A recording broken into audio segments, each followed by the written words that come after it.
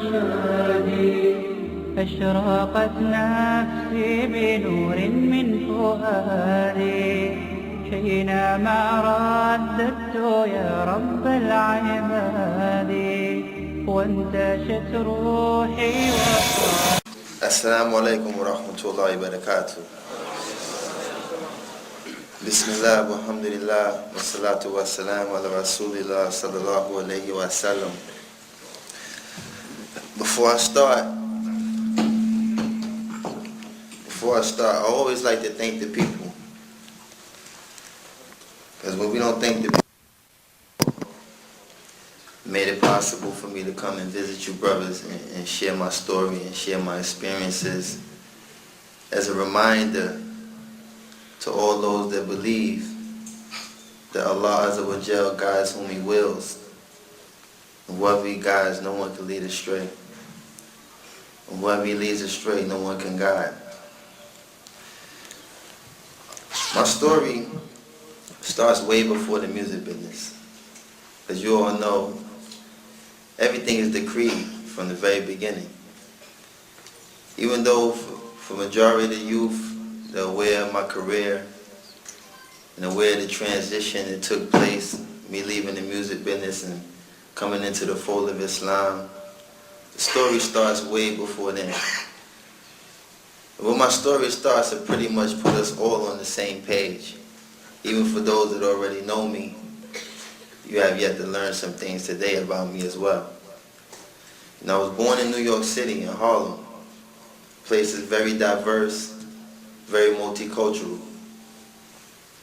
And growing up, I was always influenced by the brothers in the community who indulged in pretty much negative things. Crime, violence, drugs, drug abuse. All these things plagued my environment. All these things made it very hard. You can put it. Yeah. All these things made it very hard to see things any other way. So when you're born with a one-dimensional perception of life, you ultimately start to fathom that in your mind, and you tell yourself, this must be the only way. Alhamdulillah. So growing up, I was always inspired by individuals in my community who indulged in all these negative things. And dealing with this harsh reality is very, very difficult. And as most of you brothers know, when we're dealing with these kind of environments, for those who've dealt with these kind of environments, you know that it's essential that we keep our poker face, I like to call it. Wallahi, sorry, we're sitting in an old casino, but to have your poker face means that you conduct yourself a certain way. You keep a still face that conceals some of the joy you do have in your life. But to expose these things in this environment proves to be a weakness when you're trying to survive amongst people who are very aggressive, very negative in a sense. And I used to conduct myself this way until I found out that I had the ability to write. Writing was my first form of expressing some of the things that I held in my heart dealing with this harsh reality. And by writing, it enabled me to escape from this harsh reality. Even though after I wrote and expressed myself through words, I still had to physically endure this environment shortly after I wrote. Because I don't know if y'all know, I was a smooth rapper. I didn't really have a big mouth.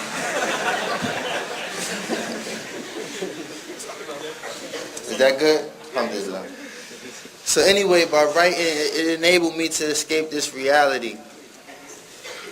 And I started to write all the time. And every time I wrote, it would give me a means of, feeling good about the fact that I was stuck in this environment. By writing, I could put myself in China, and I didn't even have a passport. So first stage of my writing was just addressing some of the matters I was dealing with. And the next stage was incorporating my imagination to really make these things go away. Then the third stage, eventually evolved into writing songs. So I remember one day I was in my neighborhood and a brother came by selling a car. Basically a car that he borrowed. So he said. So I said, okay, cool. How much you selling it for? The amount was disclosed. We're not going to mention all that. But alhamdulillah, I purchased this car that this brother so-called borrowed. So I purchased this car. And I remember the brother that I was on the block, doing my thing with. He told me, yo, Akib, why you getting in this car, man? You got better things to do, man. Don't get in that car. So I told him, yo, don't worry. I'm just going to go around the block. I just want to see how I feel. So I called myself going around the block in this car that this brother just borrowed. And wallahi, I didn't even make it to the corner. Police pulled me over and I got arrested. And that same brother that told me not to get in that car was the same brother that came to pick me up from the precinct. And I'm sitting there getting myself prepared because I know he's going to give me this big old I told you so speech, man. I told you not to get in that car. So I'm just getting my ears ready. But subhanAllah, instead of him beating me down, he started reciting things that sounded so familiar to me. I said, wow, that sounds like something I wrote. And then he kept reciting stuff, and I said, yo, that sounds like my stuff. And I just remember, when I got in the car, I left my book. And when he came to the precinct to pick me up, he had my book. And as he's reciting these things to me, I became very, very shy and very bashful because these are my personal feelings. These are personal things to me. But it started discouraging me. He told me, I never knew you felt like that. I never knew you was going through things like that. I never knew that you had the ability to express these things in such a manner. He said, yo, you should stick to this. So I'm looking at him like, okay, can I get my book back? So anyway, I took his advice. And I did. I started to pursue writing. And I started to, channel all of these things I was dealing with and use it as a form of painting pictures to show people who wasn't living in my environment what it's like. Wallahi, I made it big, I sold over 7 million records. I wrote over 52 top 10 hits. My biggest song was 173 million in audience, meaning that it's not a country in the world I couldn't go to and the person didn't notice me or know my song. Now, speaking for most entertainers that come out of this environment, we all start off with sincere intentions.